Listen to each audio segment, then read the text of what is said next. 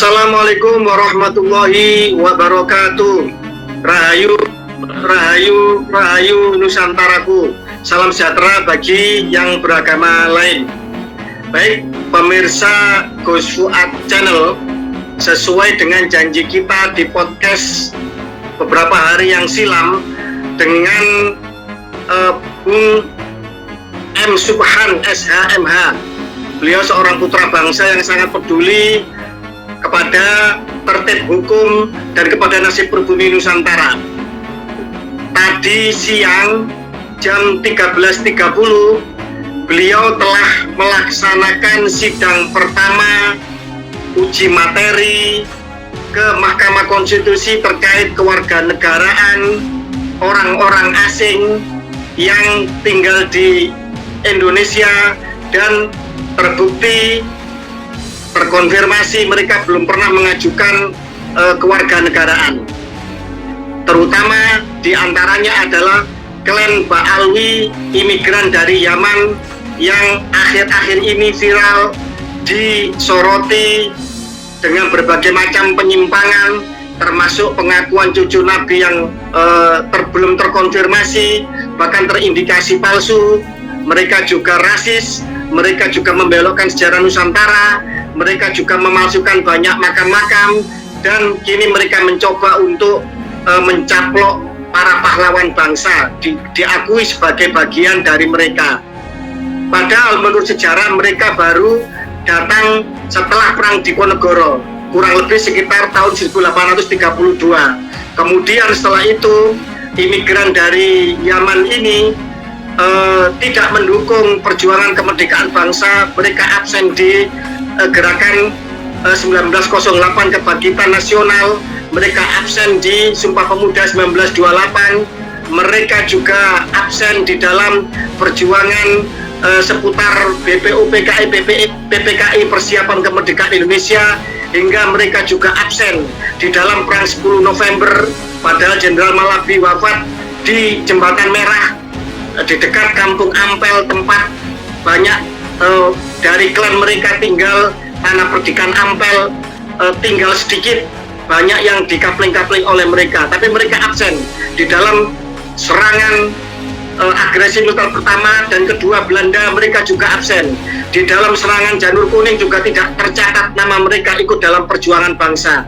Tetapi kini mereka seolah-olah menjadi majikan-majikan dari pribumi Nusantara.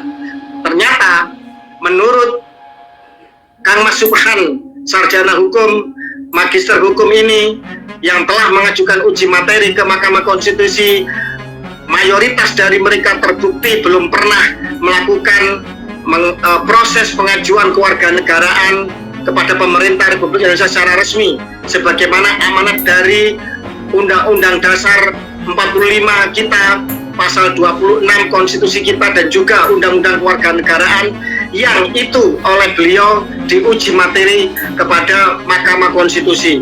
Baik, sekali lagi saya katakan, no viral, no justice. Kalau tidak viral, kalau tidak ramai, tidak meledak beritanya, tidak didukung oleh netizen, maka tidak ada keadilan.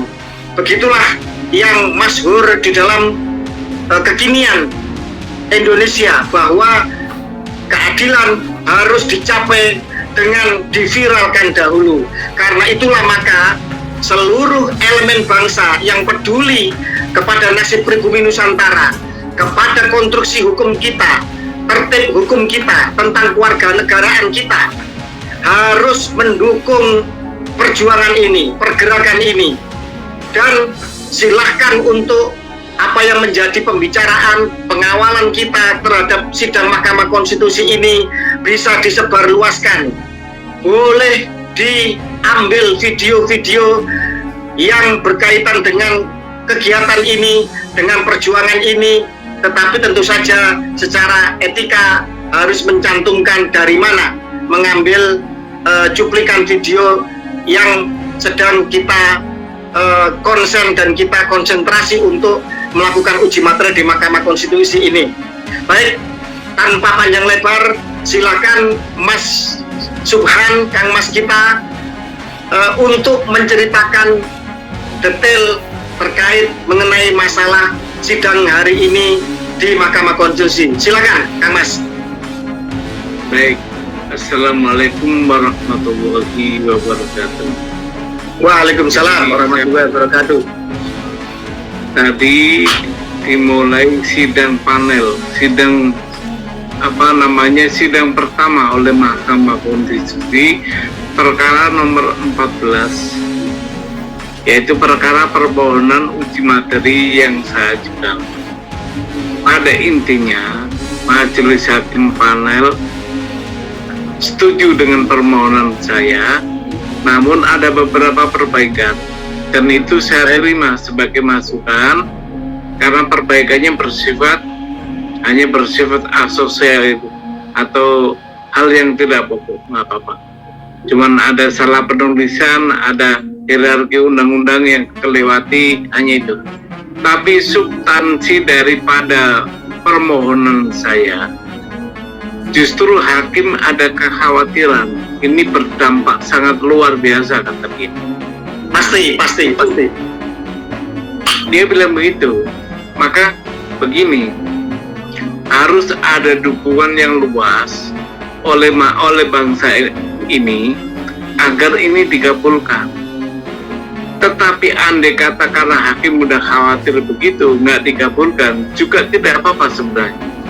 Karena materi undang-undang dasar pasal 26 itu jelas sekali, yang menjadi bangsa Indonesia, yang menjadi warga negara Indonesia adalah bangsa Indonesia asli. Itu nggak bisa ditawar. Kalau ditanya, khususnya umpama Balawi, kita tanya, apakah mereka bangsa Indonesia? Bukankah dia bangsa Yaman? Bahkan kalau ditanyakan kepada dirinya sendiri, dia akan pasti bilang, dia bukan bangsa Indonesia. Nah, itulah kekhawatiran hakim. Kenapa kalau ini dikabulkan akan menjadi luar biasa dampaknya itu. Karena di semua lini pemerintahan telah ada isian orang-orang Balawi ini. Hampir di semua lini pemerintahan itu ada sekarang dia. Nah, itu kalau dikabulkan itu teranulir dengan sendirinya mereka itu. Baik, sebelum terlalu jauh diceritakan, kami review bahwa sidang pertama tadi itu bersifat panel untuk melihat terkait materi gugatan, bukan gugatan ya, materi yang panjenengan ajukan, yang permohonannya baik dari redaksional maupun sistematika atau hal-hal yang sebenarnya tidak krusial itu agar diperbaiki. Ada masukan-masukan. Oke, itu yang pertama. Oke, itu yang pertama. Yang bersifat formal. Yang bersifat formal. Oke, tapi tidak substansial kan? Tidak mengubah. Oke, siap. Terima kasih. Kemudian yang kedua, ada statement dari salah seorang majelis hakim yang menyatakan bahwa uji materi ini akan berdampak sangat luas, sangat besar apabila nanti dikabulkan. Begitu? Patut itu garis bawahi. Betul. Kita nggak sebutkan nama hakimnya, nggak enak. Tapi ada dalam ruangan itu ada suara hakim begitu. Ada suara hakim yang menyatakan bahwa Oke. Nah, kalau artinya dampaknya luar biasa. Dampaknya akan luar biasa, berdampak luas, berdampak yang sangat dahsyat ya di dalam perhidupan kebangsaan ini. Seandainya kemudian gugatan uji materi ini ternyata nanti dikabulkan. Jadi begitu. Oke. Tapi tadi saya keluarkan argumen. Sekarang kalau nggak diputuskan, bagaimana sistem kewarganegaraan kita kacau. Ada orang asing menjabat di pemerintahan, kacau bukan itu? Nah gituin, ada argumentasi hanya itu aja. Nah, sedangkan Indonesia itu menganut azas paternal, keturunan darah dari bapak, dari laki-laki. Itu cukup jelas untuk membuktikan bahwa dia itu dari terah laki-laki nggak ada keturunan bangsa Indonesianya, maka dia bukan bangsa Indonesia, harus diputus oleh hakim nih menurut saya. Tapi andai kata tidak diputus, tidak dikabulkan, juga tidak akan berubah status para orang asing ini, akan tetap menjadi warga negara asing. Karena undang-undang dasarnya bunyinya begitu. Baik, sebentar. Sebelum terlalu jauh, artinya sidang pertama ini masih peninjauan terhadap materi panjenengan, itu yang pertama. Baru sidang kedua nanti mungkin sudah mengarah kepada argumentasi hukum ya, yang harus disampaikan untuk untuk pengujian itu sendiri.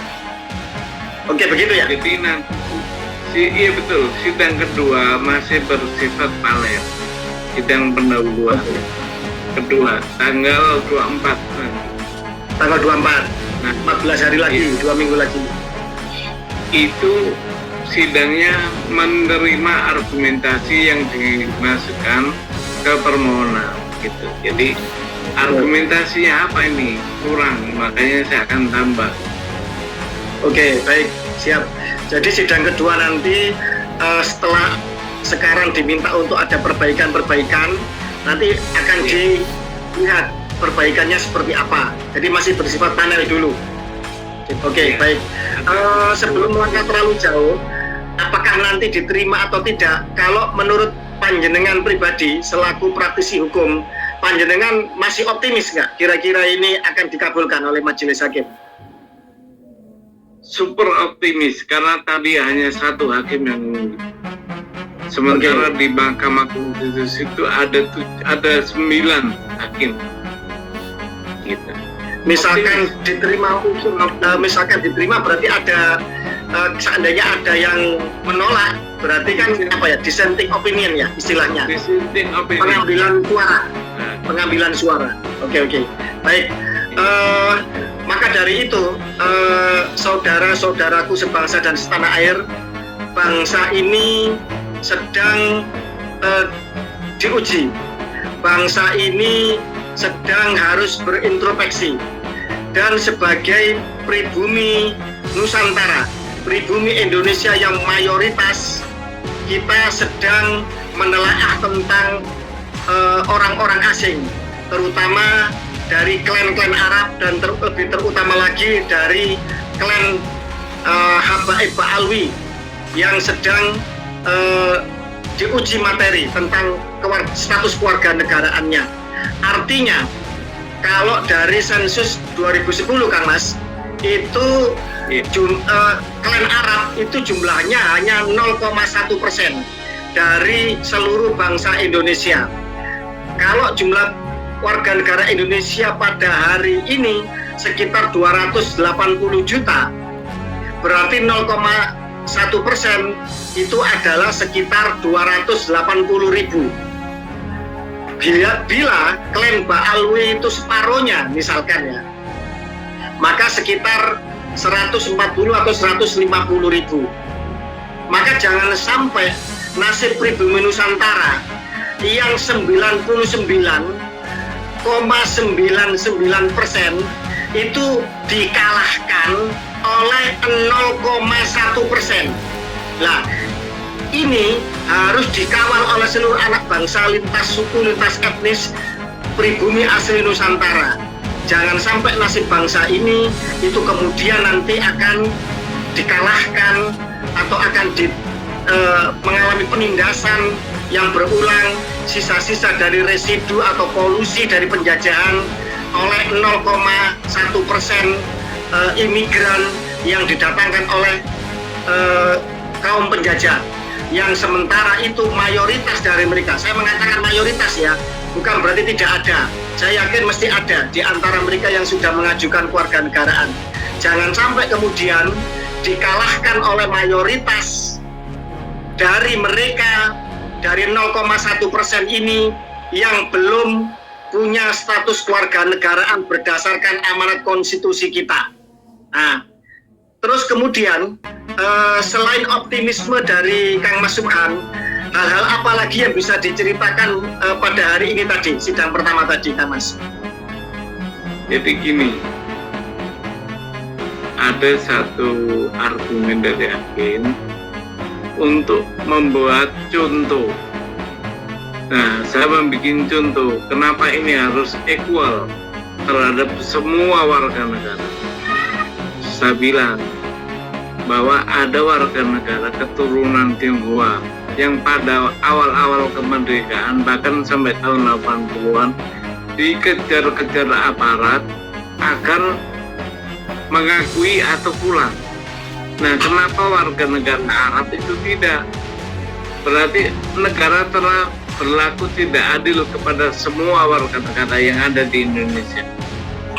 Gitu. Kenapa orang-orang Tionghoa diminta untuk mengurus SBKRI, surat bukti kewarganegaraan Indonesia, sementara orang Arab tidak? Nah, saya kasih contoh itu. Artinya apa? Semua peranakan itu harus mengurus kepada kewarganegaraannya. Nah, peranakan itu siapa aja? Saya jelaskan. Saya tidak mengambil di apa istilahnya dokumen yang bukan negara punya, tapi dokumen negara berupa apa?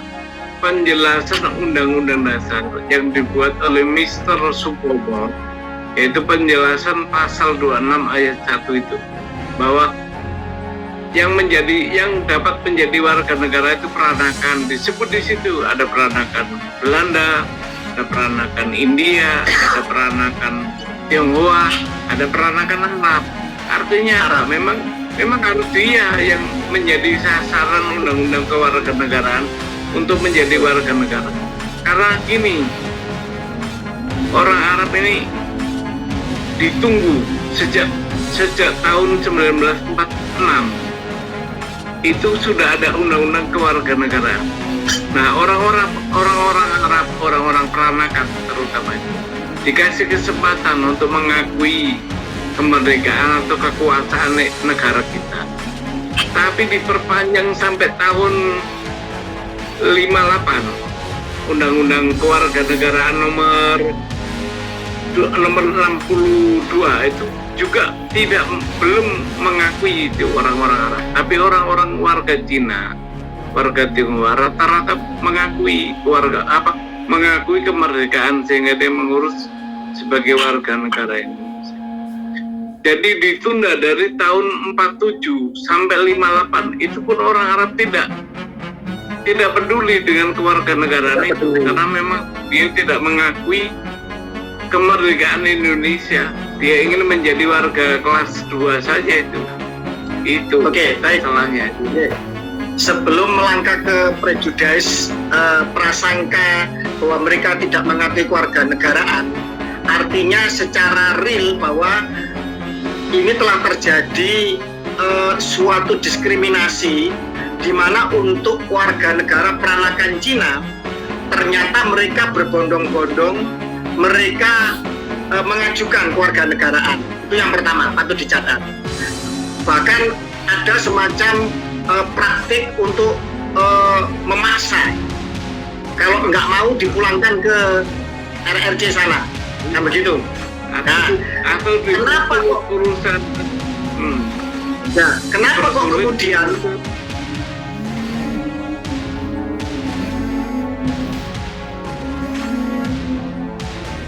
RRC sana, nah begitu. Nah, kenapa kok urusan? Nah, kenapa kok kemudian dipersulit untuk urusan usaha atau urusan apapun, kan begitu? Iya. Ya. Urusan apa? Administrasinya dipersulit. Oke. Tapi kenapa kok kemudian pemerintah Republik Indonesia pada saat itu kok begitu permisif kepada orang-orang peranakan keturunan Arab? Kira-kira menurut panjenengan kenapa? Ya, praduga nih ya. Karena memang seagama mayoritas kita, jadi permisif mereka. Dasar agama juga dibawa mungkin. Berarti karena seagama Artinya karena mereka ini para imigran Arab ini yang dari Yaman terutama ya, itu dianggap seagama dengan pemeluk agama mayoritas yaitu Islam, sehingga mereka seolah-olah mendapatkan kelonggaran, dan kalau menurut saya bukan kelonggaran, ini pembiaran dan keteledoran sebenarnya. Iya. Kan begitu. Karena diskriminasinya ini parah ini. Kenapa Cina ditekan, yang Arab dibiarkan? Kan begitu. Lah, Itu. ini tidak boleh dibiarkan lagi. Hukum tidak boleh tumpul ke atas, tajam ke bawah. Termasuk juga tumpul kepada mayoritas, tajam kepada minoritas. Di mata hukum semuanya sama, kan begitu. Siapapun itu harus sama, kan begitu. Jadi, artinya di dalam masalah kewarganegaraan ini, kepada mereka-mereka seluruh peranakan dari etnis asing harus sama pula perlakuannya. Ini kalau kita mau menerapkan Bhinneka Tunggal Ika, mau menerapkan kesetaraan, mau menerapkan tertib hukum yang benar, kan begitu kan Mas? Kalau menurut betul. kami seperti itu. Negara tidak boleh memihak kepada satu agama. Itu bahaya. Setuju. Jadi equal kewarganegaraan itu tidak boleh dipandang dari agama. Itu akan berbahaya.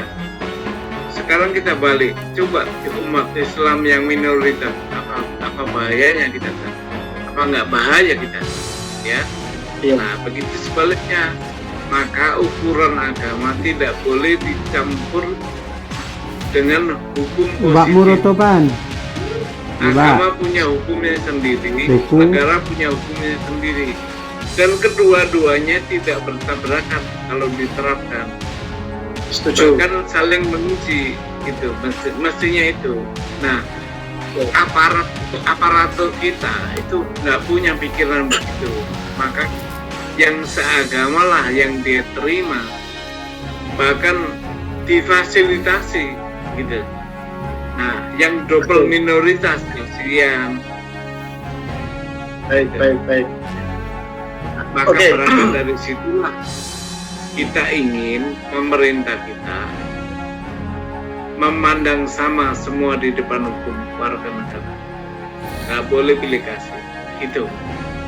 Oke, baik, kembali kepada optimisme panjenengan, dan kepada saya yakin para hakim Mahkamah Konstitusi masih punya hati nurani, masih punya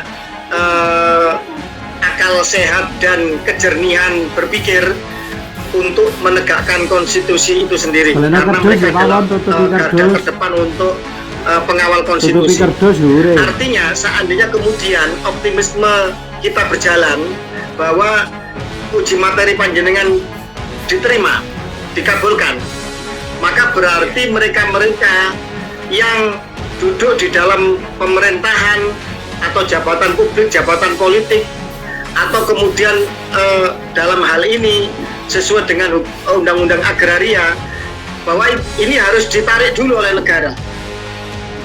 Begitu ya konsekuensinya kan Mas? Gini, konsekuensinya sebenarnya sudah harus begitu. Tanpa ada putusan MK juga harus begitu, karena memang terbukti mereka bukan warga negara Indonesia. Cukup ditanya aja, kamu punya nggak pengesahan sebagai warga negara Indonesia? Kalau nggak punya, ya berarti orang asing. Nah, Betul. itu undang-undang sudah membatasi itu, undang-undang dasar dan undang-undang kewarganegaraan membatasi bahwa cukup apa punya nggak tahu pengesahan. Nah, kalau nggak punya, kan tanpa MK pun nggak apa-apa. Tapi ini loh, pemerintah kita kalau tidak ada putusan begini, itu apa? Mengabaikan itu semua. Nyatanya mereka yang terbukti orang asing bisa menjadi calon presiden loh. Puncak untuk ketolongan tuh. Iya betul, puncak ketololan ya. Keteledoran dan ketololan. Artinya gini, sebenarnya tanpa langkah hukum uji materi ini, sebenarnya baik dari konstitusi maupun perundangan di bawahnya, ini sebenarnya secara otomatis mereka ini sebenarnya telah terbukti nyata-nyata dan sah bukan warga negara Indonesia sebenarnya, kan begitu. Cuma diperlukan langkah-langkah hukum untuk kemudian bisa menegaskan dan membuat melek semua mata anak bangsa kita ini, kan begitu. Misalkan gini kan Mas. Misalkan gini, ada seorang Habib misalkan punya tanah atau aset atau SHM. Panjenengan berani untuk menggugat bahwa dia tidak berhak atau gugur kepemilikannya?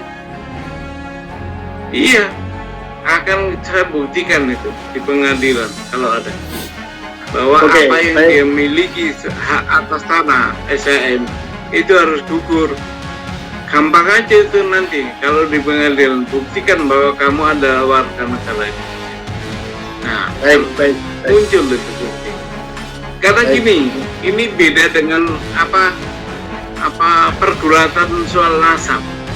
Kalau warga negara ini masih kontemporer, masih kekinian, masih bisa dijangkau, masih banyak yang hidup, undang-undangnya masih berlaku. Jadi kalau nasab itu udah puluhan ribuan tahun, jadi bisa berkelit. Tapi kalau ini nggak bisa berkelit. Betul. Kenapa? Nenek moyangnya baru berketurunan baru 3 generasi paling ya 4 telah generasi. Bahkan ada yang generasi awal mungkin. Nah, undang-undang kita masih berlaku. Saya sepakat itu. Artinya gini, ketika mereka, saya dalam tanda kutip ya, klan Ba'alwi yang mengaku cucu Nabi ini, itu dipertanyakan nasabnya, perdebatannya adalah perdebatan yang panjang dari kitab yang seribu tahun lebih, kan begitu. Kita cari di abad-abad awal hingga ke sekarang pembuktiannya. Juga masih harus dengan sampling tes DNA, kan begitu. Orang Arab bagaimana, yang kemudian keturunan Ismail bagaimana, keturunan Ishak bagaimana, orang Quraisy bagaimana, Hasan Hussein bagaimana. Artinya butuh pembuktian yang harus komprehensif dan begitu luas cakupannya.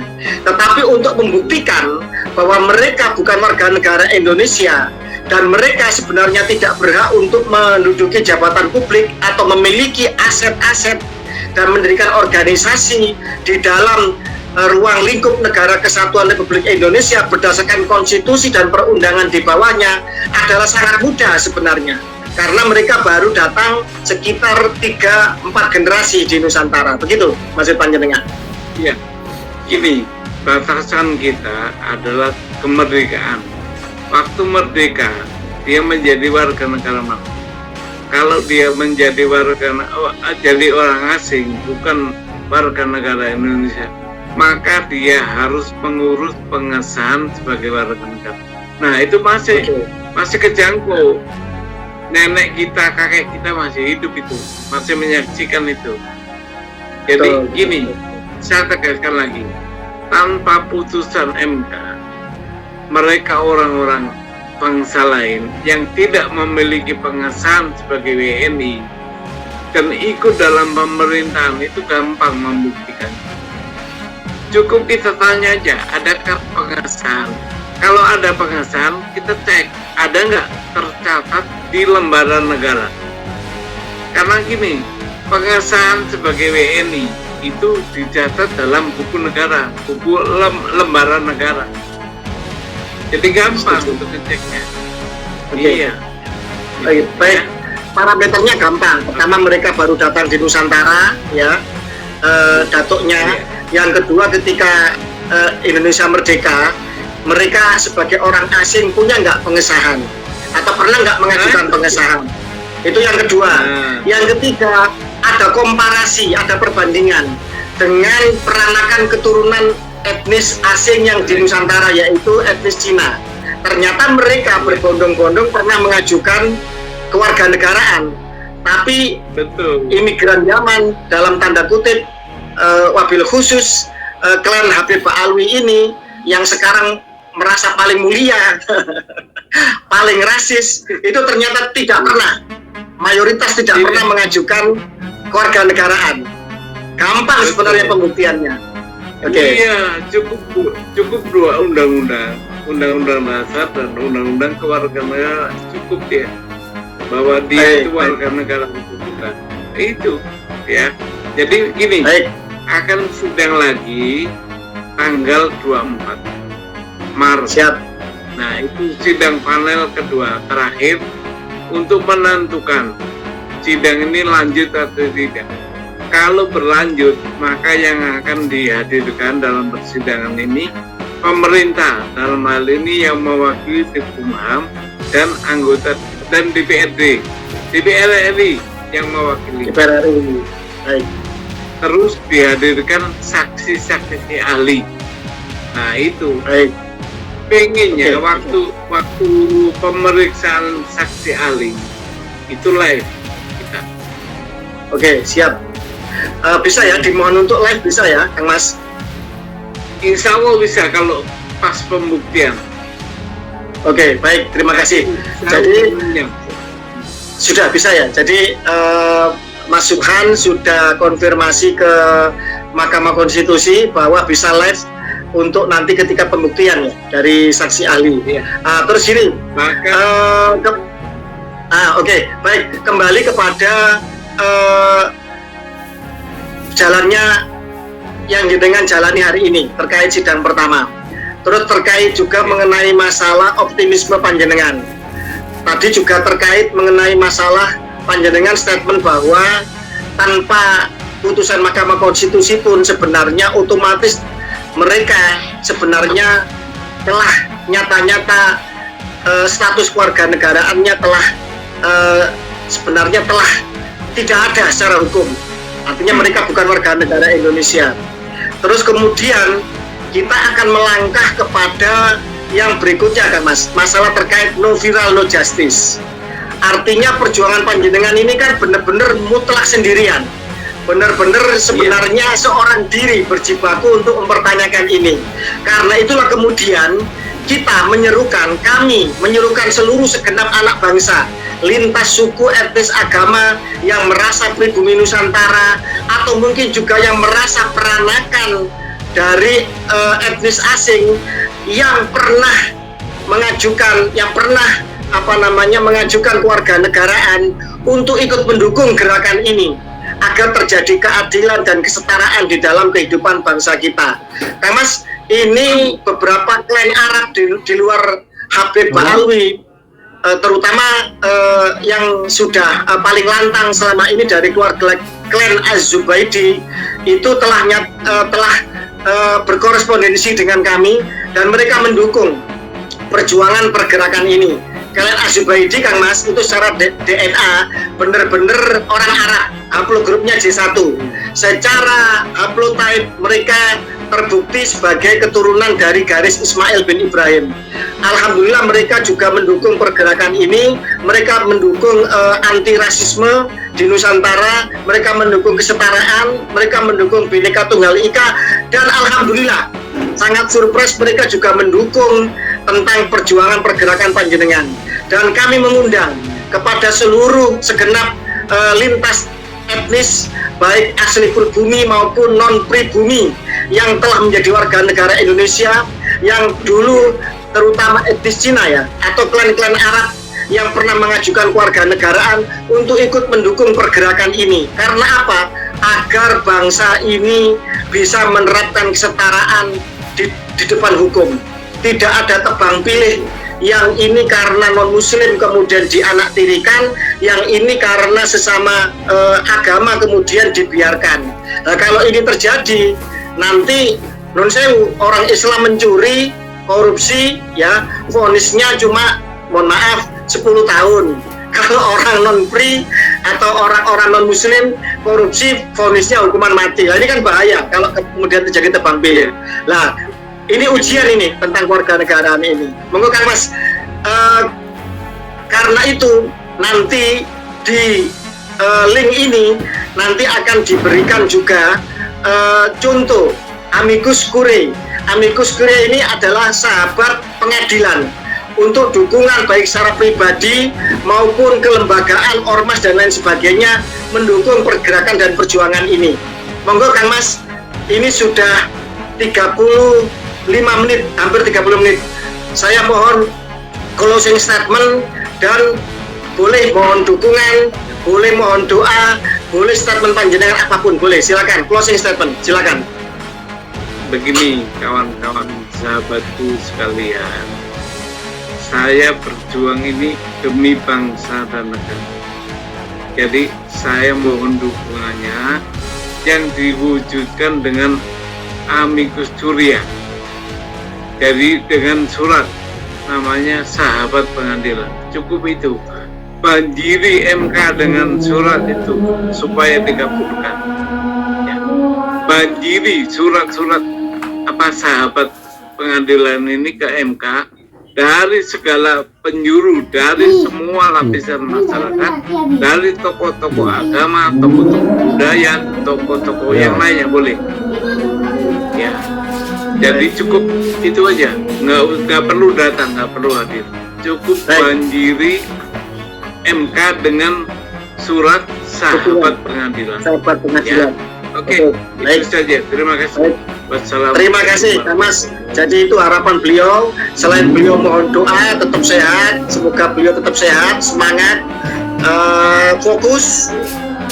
Bulan puasa semoga semakin menambah semangat dan kesehatan beliau. Saya yakin beliau juga minta yang paling utama, tidak perlu datang, tidak perlu kemudian keluar biaya atau apapun. Beliau siap untuk berjuang sendirian sebagai putra bangsa.